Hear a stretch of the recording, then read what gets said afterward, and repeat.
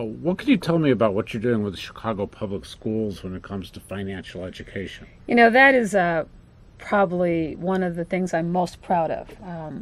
I believe strongly that we are not preparing our children for success as adults. And one of the key areas is giving them the knowledge of the choices they can make with their own money. And so when I became treasurer, I had this lofty goal of making sure every single Chicago public school student, all 400,000, had some form of financial literacy.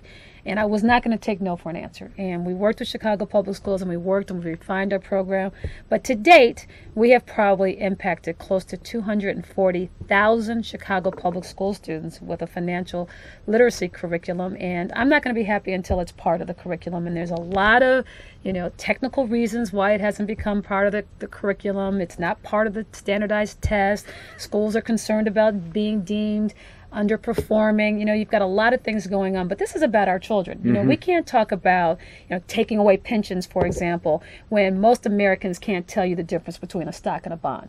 And people just spend. We have the worst savings rate of any nation. And we're one of the richest nations. And so how do we turn that around? And I know these are difficult economic times, but we can all cut back. We can all delay gratification. We can all renegotiate our cell phone bill. There's a lot that we can do where we can put money away. But more importantly, we need to make sure we are teaching our children. They're never too young to learn about the choices that they can make with their money. And I think in the long run, it'll pay off for the next generation. Well, I think that it's interesting because it's really becoming a dialogue that is more and more prevalent.